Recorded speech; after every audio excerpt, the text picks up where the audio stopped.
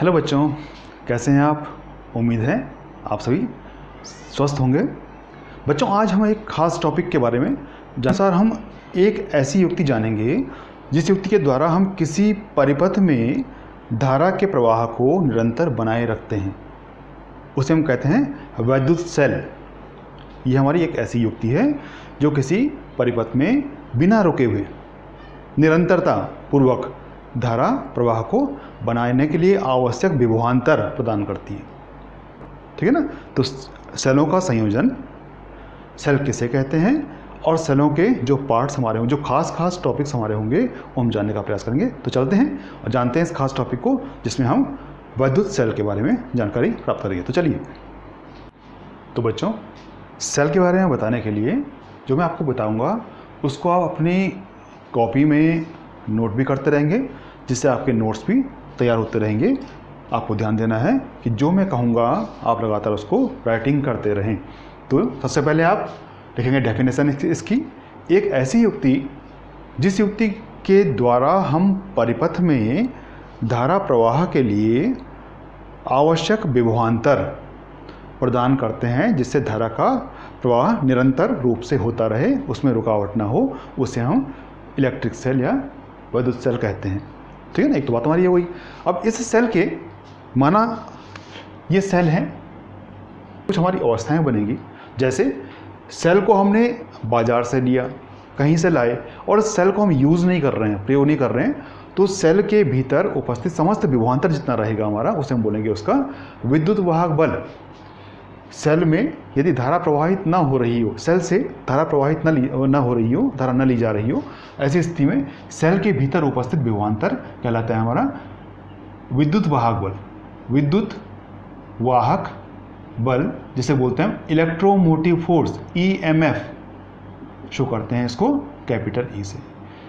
इसका मान वही होता है जो विभवांतर का मान होता है, किया गया कार्य बटे आवेश, वह आवेश जिस पर हमने कार्य किया है, E = W/Q। एक तुम्हारा ये हो गया इलेक्ट्रोमोटिव फोर्स, विद्युत वाहक बल। दूसरा, जब हम इसमें परिपथ जोड़ते हैं तो जोड़ने पर जब धारा प्रवाहित होती है इससे, तो धारा प्रवाहित होने पर माना हमने जोड़ दिया इसको, ऐसे जोड़ दिया, तो जोड़ने के बाद जो स्थिति बनेगी हमारी, इसमें इस सेल से इस परिपथ में आवेश प्रवाहित होंगे। तो इन आवेशों को प्रवाहित करने के लिए हमको विभवांतर चाहिए, जो किससे मिलेगा, इसी इलेक्ट्रोमोटिव फोर्स से मिलेगा। अतः ऐसी अवस्था में इसका एक पार्ट बाहर की तरफ आवेशों को प्रवाहित करने के लिए कार्य करेगा। उसे हम कहेंगे बाह्य टर्मिनल विभवांतर, टर्मिनल या बाह्य विभवांतर, एक नया नाम विभवांतर। ठीक है ना।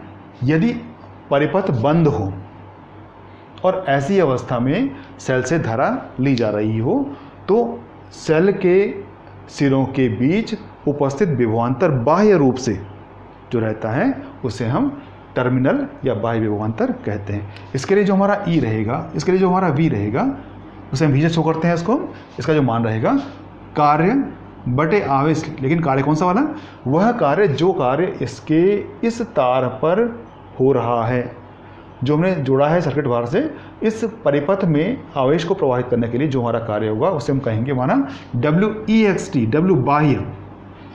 तो कार्य, बाह्य कार्य बटे आवेश बराबर विभवांतर, बाह्य विभवांतर या टर्मिनल विभवांतर, एक नया नाम दूसरा।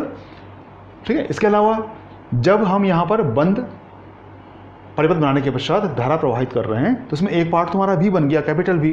अब एक पार्ट कुछ शेष बचता है हमारा अंदर, जो सेल के भीतर आवेशों को प्रवाहित करता रहता है। तो इस E के दो पार्ट हो गए, एक पार्ट बाह्य रूप से, एक पार्ट आंतरिक रूप से हमें मिलता है। जो बाह्य है उसे हम बोल रहे हैं बाह्य विभवांतर, जो अंदर है उसे बोलेंगे आंतरिक विभवांतर। उसे हम शो करते हैं v से। आंतरिक विभवांतर v = W कौन सा वाला, जो कार्य अंदर हो रहा है, जिसे बोलेंगे WIN या W आंतरिक बटे आवेश। आवेश हमारा वही रहेगा, आवेश वही हमारा यहाँ भी जा रहा है, यहाँ भी जा रहा है, अंदर भी जा रहा है। ठीक है ना। तो सेल के भीतर सिरों के बीच आवेशों को प्रवाहित करने के लिए आवश्यक विभवांतर आंतरिक विभवांतर कहलाता है, जिसे हम इसमें स्मॉल v से शो करते हैं। ये इसी E का एक पार्ट है जो v प्राप्त करने के पश्चात शेष सेल के भीतर मिल रहा है। इसके अलावा इस बाह्य परिपथ में उपस्थित प्रतिरोध जो धारा के मार्ग में रुकावटें पैदा कर रहा है उससे हम कहते हैं बाह्य प्रतिरोध या मेन प्रतिरोध, जो बनता है हमारा R। बाह्य परिपथ में उपस्थित अवरोध जो धारा के मार्ग में उत्पन्न हो रहा है उसे हम कहते हैं बाह्य प्रतिरोध। नेक्स्ट, सेल के भीतर जब धारा प्रवाहित होती है या आवेश प्रवाहित होते हैं तो उन आवेशों को रास्ते में लगातार हमको कुछ रुकावटें मिलती हैं। वो रुकावटें सेल के भीतर उपस्थित घोल जो पेस्ट वगैरह होते हैं ना उसके अंदर, उसके भीतर जो घोल रहता है या पेस्ट रहता है उसके द्वारा उत्पन्न होता है। ठीक है, तो उस पेस्ट के द्वारा उत्पन्न अवरोध कहलाएगा उसका कौन सा प्रतिरोध? अंदर का प्रतिरोध, जिसे बोलेंगे हम आंतरिक प्रतिरोध। तो सेल के भीतर धारा के प्रवाह में रुकावटें या अवरोध उत्पन्न करने वाला प्रतिरोध कहलाता है हमारा आंतरिक प्रतिरोध स्मॉल r, जो सेल के भीतर उपस्थित घोल या पेस्ट जिसे बोलते हैं उससे उत्पन्न होता है। तो कितने नाम आए हमारे? एक आया हमको मिला कैपिटल E, एक मिला हमको कैपिटल V, एक मिला स्मॉल v, एक मिला R, एक मिला स्मॉल r। और इनके अलावा जो इस सेल से हम प्रवाहित कर रहे हैं उसे हम कहेंगे धारा I। ये मिले, ठीक है ना। ये E की अवस्था तब बनती है जब सेल से धारा प्रवाहित ना हो रही हो, और बाकी अवस्थाएं कब बनेंगी हमारी? जब सेल में धारा प्रवाहित हो रही हो, सेल से धारा ली जा रही हो, तो हमको ये स्थितियां प्राप्त होती हैं। ठीक है ना। तो ये हमारे 6 नाम हो गए। जब सेल की बातें आएंगी, सेल से धारा प्रवाहित होती रहेगी, तो हमको ये 6 नाम लगातार मिलते रहेंगे। हम इन 6 नामों से सारी अवस्थाएं ज्ञात करने का प्रयास करेंगे। ठीक है ना। तो ये हमारी अवस्थाएं हैं सेल की। अब हम इस सेल की जो स्थिति है इसका हम चित्र बनाना चाहेंगे, या उसे हम कैसे शो करेंगे? अब देखिए, जो हमारी ये राशियाँ थी ना, राशि हमारी कौन कौन सी थी? एक E था, एक कैपिटल V, एक स्मॉल v, एक कैपिटल R, एक स्मॉल r और एक I। इन सब में से 2 हमारी ऐसी राशियाँ जो राशियाँ सेल के भीतर अवश्य ही उपस्थित रहेंगी, चाहे धारा प्रवाहित हो रही हो चाहे ना हो रही हो। कौन सी स्थिति हमारी है? एक तो E है और एक R है। अंदर का घोल पेस्ट अंदर का ही रहेगा, उसमें हम बदलाव नहीं करेंगे। इसका मतलब उसमें कोई बदलाव नहीं होगा, इसलिए R और कैपिटल E उसके अंदर उपस्थित ही रहेंगे। E तो हमारा तभी होता है जब धारा प्रवाहित नहीं होती हमारी। ठीक है ना। तो E और R उसके स्वयं के अपने अंदर के राशियां हैं, अंदर उपस्थित राशियां हैं। अब इन दोनों राशियों को शो करते हुए हम बनाएंगे इसका प्रतीक चित्र। तो जो प्रतीक चित्र बनेगा, इसका प्रतीक चित्र, इसको हम शो करते हैं इस तरह से। एक बड़ी डंडी, एक छोटी डंडी, और डंडी छोटी में एक साथ में छोटा सा प्रतिरोध, और इसको हम पैक कर लेते हैं। ये बंद कर दिया इसको हमने। तो जो हमारा ये रूप बना है, इस रूप में इस सेल के बीच में तो हमको मिल रहा है इलेक्ट्रोमोटिव फोर्स, जिसे हम E बोलते हैं, और यहाँ पर मिल रहा है स्मॉल r, जो यहाँ पर दिखाई दे रहा है, जो अंदर उसके अंदर ये पूरा सेल है ना हमारा, इसके भीतर उपस्थित घोल से उत्पन्न हो रहा है। और बड़ा पोल जो रहता है हमारा, उसे हम दिखाते हैं प्लस के रूप में, छोटे पोल को दिखाते हैं माइनस के रूप में। बड़ा पोल प्लस, छोटा पोल माइनस, ये E और R, ये हमारा सेल का प्रतीक। तो जहाँ हमारा सेल रहेगा, यदि परिपथ में कहीं हम सेल का यूज़ कर रहे हैं तो हम सेल का आकार या सेल का रूप प्रतीक इस तरह से बनाएंगे। यह है सेल का प्रतीक चित्र। ठीक है ना। अब हमारा क्या है? हमारा टॉपिक है कि हमें इस सेल से जो धारा चाहिए ना, वो धारा हमें नहीं रिक्वायरमेंट हमारी। हमारी जो आवश्यकता है वो बड़ी मात्रा में है, बड़ी है। हम धारा ज़्यादा चाहते हैं और ये धारा जो मिल रही है हमको कम मात्रा की मिल रही है। तो हम ऐसे, और हम पे इस तरह के कई सारे सेल हैं। एक सेल ये है, दूसरा भी है, तीसरा भी है, चौथा भी है, और समान तरह के। प्रत्येक का इलेक्ट्रोमोटिव फोर्स E है, प्रत्येक का आंतरिक प्रतिरोध स्मॉल r है। दोनों अवस्थाएं समान तरह की बन रही हैं। तो उन समान सेलों में कोई भी सेल हमारा ऐसा नहीं है जो सेल वह मान दे दे धारा का जो मान हमको चाहिए। ऐसी अवस्था में आवश्यक धारा प्राप्त करने के लिए हम क्या करते हैं? हम इन समान सेलों का करते हैं संयोजन। और उसे बोलते हैं हम सेलों का संयोजन। वो 3 तरह से होता है, एक श्रेणी क्रम संयोजन, एक समांतर क्रम संयोजन और एक मिश्रित क्रम संयोजन।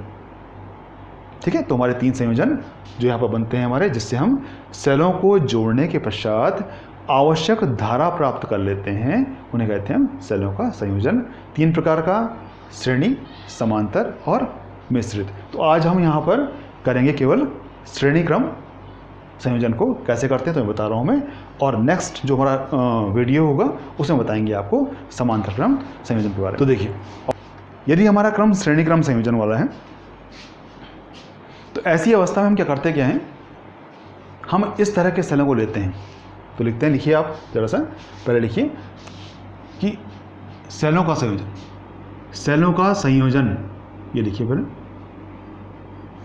संयोजन, और लिखिए माना समान विद्युत वाहक बल, समान आंतरिक प्रतिरोध के n सेल चित्र के अनुसार श्रेणी क्रम में जुड़े हैं।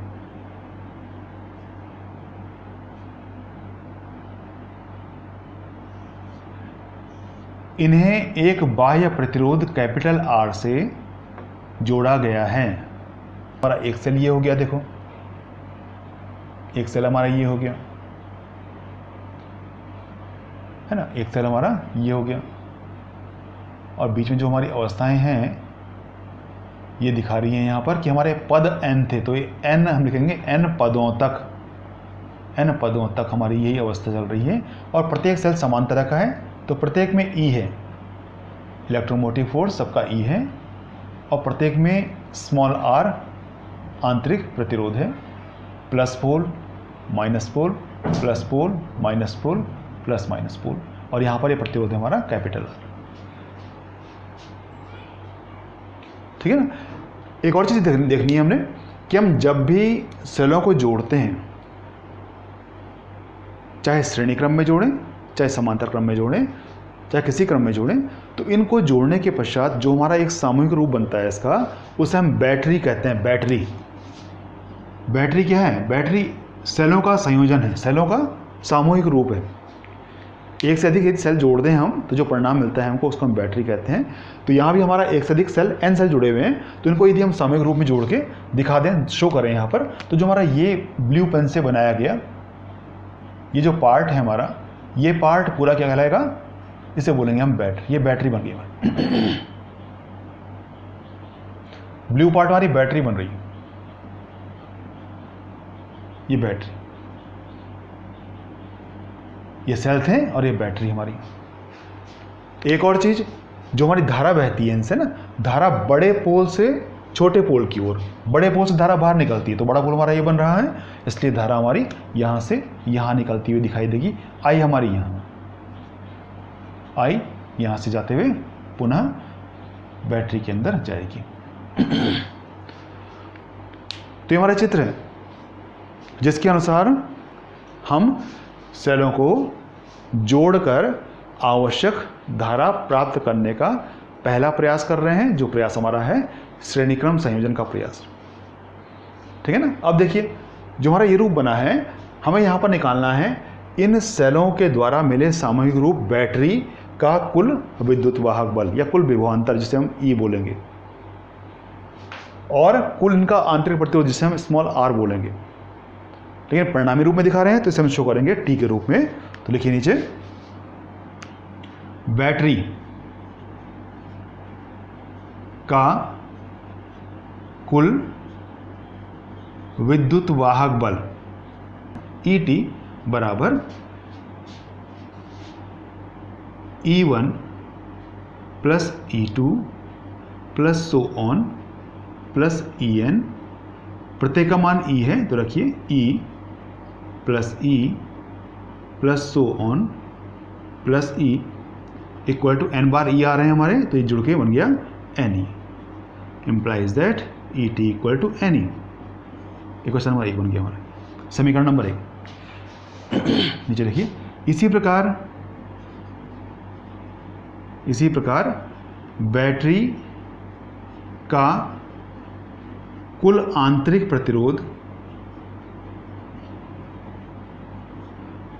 प्रतिरोध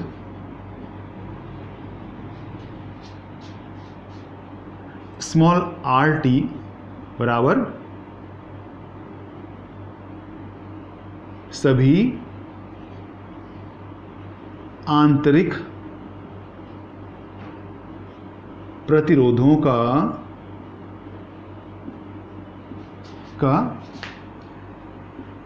श्रेणी क्रम संयोजन और करते हैं इसको, तो मिलता है हमको यहाँ पर R1 plus R2 plus so on plus Rn, हर एक का मान R है तो R plus so on plus R, हमने R जोड़ा है n बार तो ये बन गया हमारा NR। किसका मान आया ये? RT का मान NR, implies that RT equal to NR, समीकरण नंबर 2। लेकिन हमें यहाँ पर निकालना है कुल प्रतिरोध, तो उसके लिए हम बाहर से एक R और जुड़ रहा है तो उसे भी हम जोड़ेंगे, और ये इस बैटरी के साथ कौन से क्रम में जुड़ा हुआ है? श्रेणी क्रम में जुड़ा हुआ है। क्यों? क्योंकि जो श्रेणी की अवस्था बनती है ना हमारी, हम बैटरी को इस तरह से मानते हैं, ये बैटरी का रूप बन रहा है हमारा, समझ लो, है ना, और यहाँ पर R लगा हुआ है। ऐसी स्थिति में से हम यदि खाली स्थान माने, ब्लैंक स्पेस माने, तो इस पोल से इस पोल तक हमारा एक रेखा बन रही है, एक तार बन रहा है। ऐसी स्थिति में ये सारा किस में जुड़ेगा हमारा? ये जुड़ेगा श्रेणी क्रम में। यहाँ का R जिसे हम बोल रहे हैं आंतरिक R, यहाँ का प्रतिरोध जिसे हम बोल रहे हैं R, ऐसी अवस्था है, परिणामी बनेगा हमारा इस RT और R का संयोग कौन से रूप में? श्रेणी क्रम रूप में। तो नीचे देखिए, परिपथ का कुल प्रतिरोध capital RT equal to R plus small RT, capital RT equal to R plus small RT, समीकरण नंबर 3। और नीचे लिखिए, समीकरण 3 में समीकरण 2 का मान रखने पर RT equal to R plus NR, ये हो गया हमारा नंबर 4।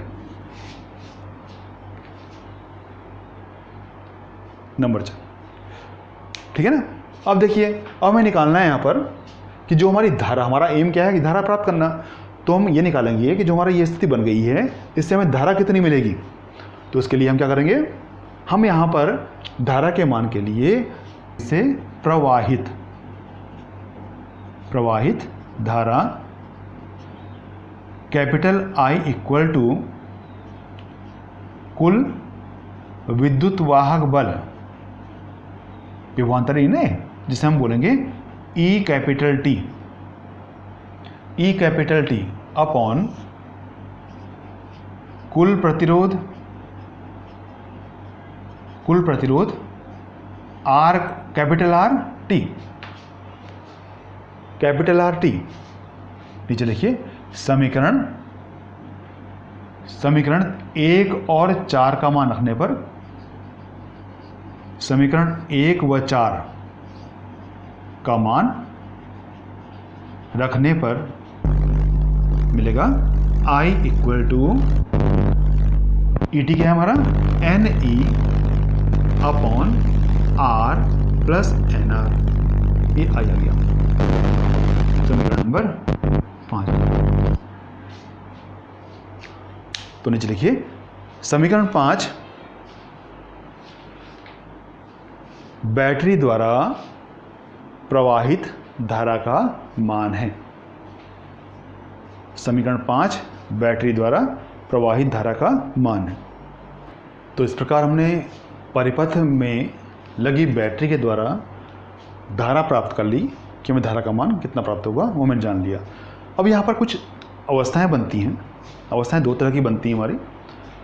वो अवस्थाएं हमको उन स्थितियों से मिलती हैं जो स्थिति हम बदल सकते हैं। तो सेलों में जो हमारी सेलों की जो स्थितियां हैं या बैटरी से जो स्थिति बन रही है हमारी, उनको हमारा बदलना पॉसिबल नहीं है, क्योंकि वो सारी स्थिति अंदर की स्थितियाँ हैं।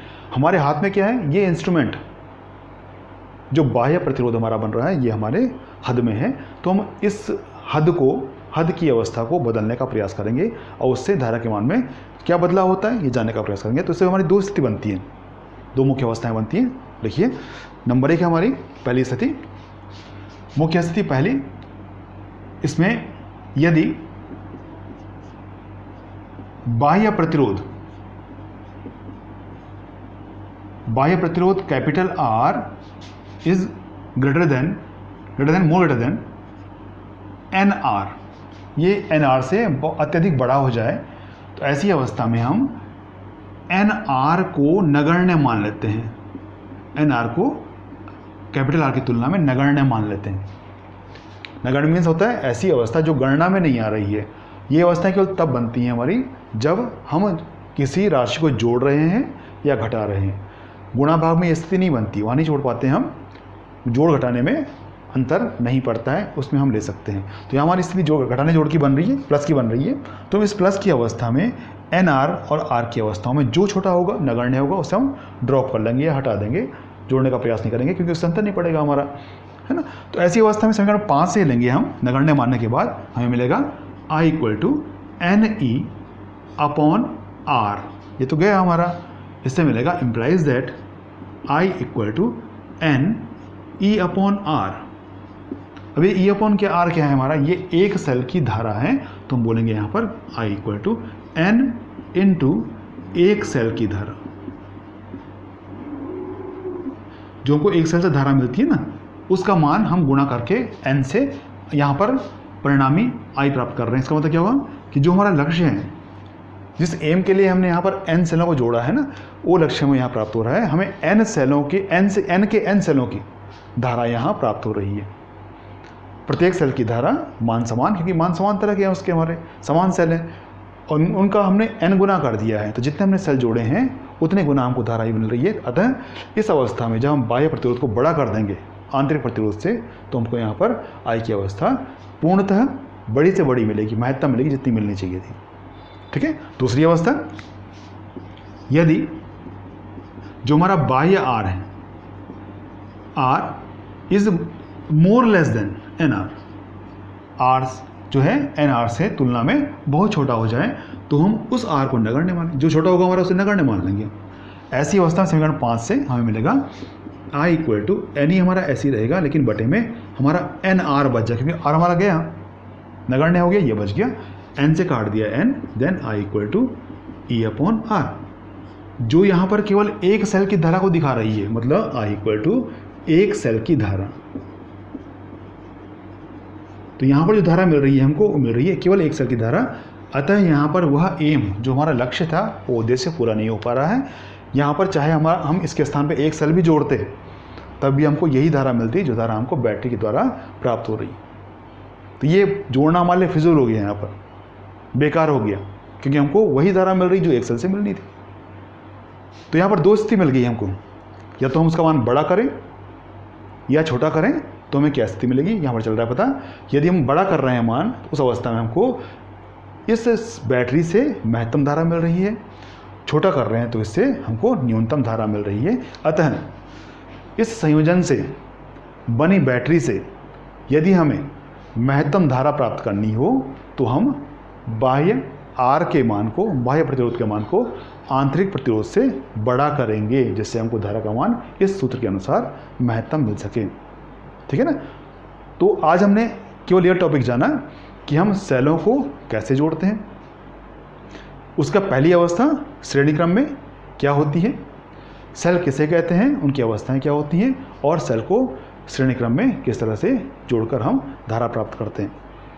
चैनल को सब्सक्राइब कीजिए, जिससे आपको तुरंत नए नए वीडियोस, नए नए टॉपिक्स मिलते रहें, आपको कोई डिफ़िकल्टी ना आए। ठीक है ना। तो इतने काफ़ी है आज के लिए।